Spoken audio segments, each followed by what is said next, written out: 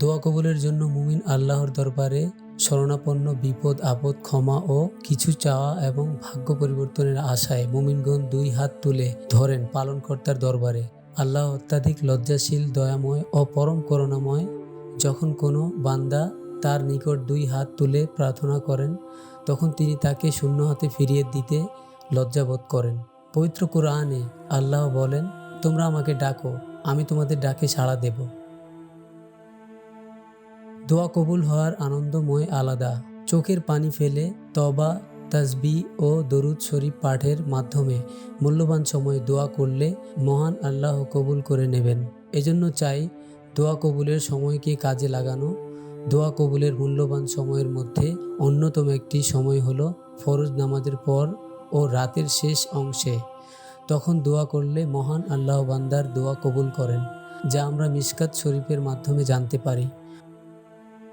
হজরত আবু উবামা রা থেকে বর্ণিত, রাসূল সাল্লাল্লাহু আলাইহি ওয়াসাল্লামকে জিজ্ঞেস করা হলো, কোন সময়ের দোয়া বেশি গ্রহণযোগ্য? তিনি বলেন, শেষ রাতের মধ্যে দোয়া এবং ফরজ নামাজের পরের দোয়া। ফরজ নামাজের পর সহ ফরজ নামাজের আজান ও ইমামতের মধ্যবর্তী সময়কে দোয়া কবুলের জন্য খুবই গুরুত্ব দেয়া হয়েছে। তখন দোয়া করলে ফিরিয়ে দেয়া হয় না। হজরত আনাস ইবনে মালিক রা থেকে বর্ণিত, রাসূল সাল্লাল্লাহু আলাইহি ওয়াসাল্লাম বলেছেন, আজান ও ইকামতের মধ্যবর্তী সময়ের দোয়া কখনো প্রত্যাখ্যান হয় না। দোয়া কবুলের জন্য মহান আল্লাহ তার বান্দাদের জন্য সপ্তাহে একটি বিশেষ দিন উপহার দিয়েছেন, বান্দারা যেন তাদের দোয়া প্রভুর দরবারে কবুল করিয়ে নিতে পারে। তা হলো জুম্মার দিনের দোয়া।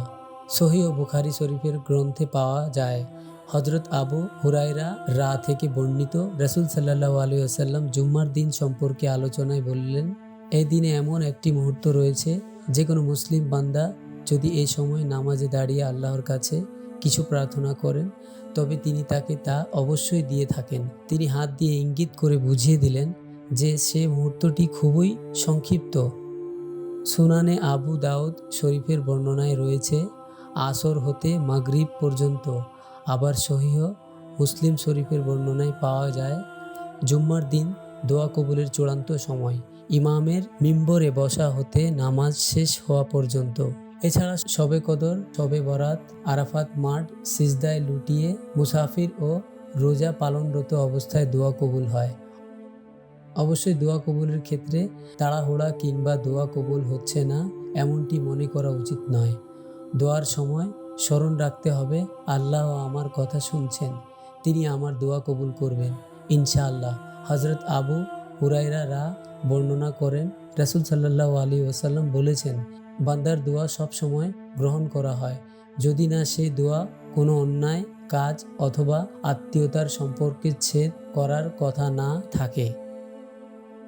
জিজ্ঞাসা করা হলো, হে রাসূল সাল্লাল্লাহু আলাইহি ওয়াসাল্লাম, তাড়াহুড়া করা কি?